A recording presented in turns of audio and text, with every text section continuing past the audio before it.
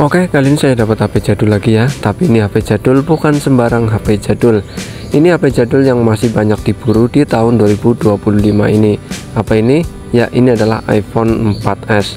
Mungkin usianya sudah cukup tua ya, sekitar 15 tahunan di tahun 2025 ini.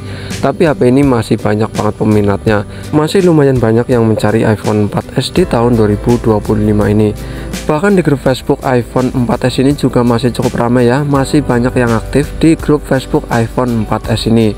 Ya, untuk harganya pun ini sudah sangat terjangkau di sekitaran 120.000 sampai 600 ribuan lah, tergantung kondisi dan kelengkapannya juga, tergantung region, apakah itu global atau Jepang ataupun yang versi iPhone-nya. Untuk desainnya sampai sekarang saya suka iPhone 4S ini ya. Desainnya tidak bosenin dan serasa nostalgia banget lah di tahun 2025 ini.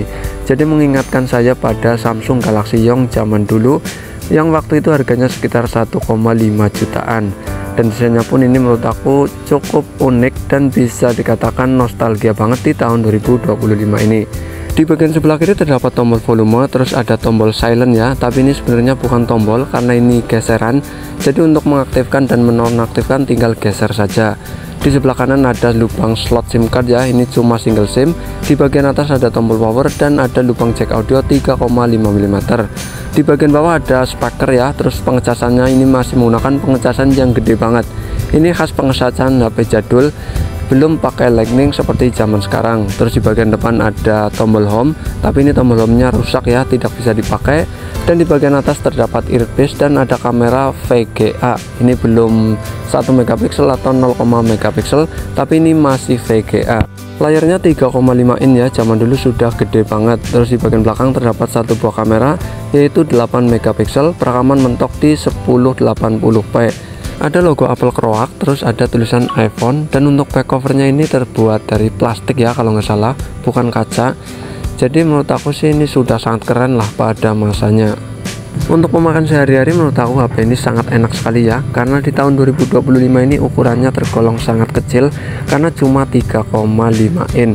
Jadi di tangan sangat enak sekali dan sangat mudah sekali dioperasikan menggunakan satu tangan.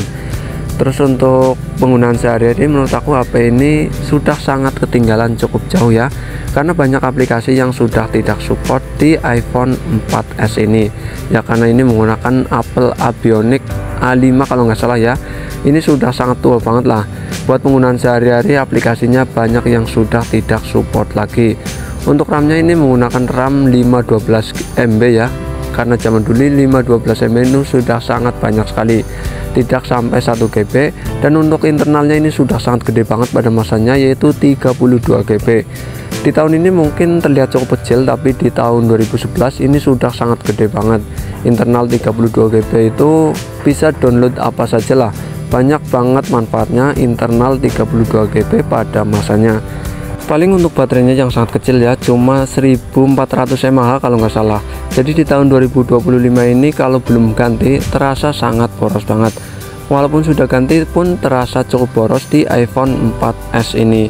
Jadi buat penggunaan sehari-hari ini cocoknya paling buat ya sekedar nostalgia, ataupun buat perangkat musik, ataupun buat dijadikan koleksi. iPhone 4S ini sangat cocok di tahun 2025 ini.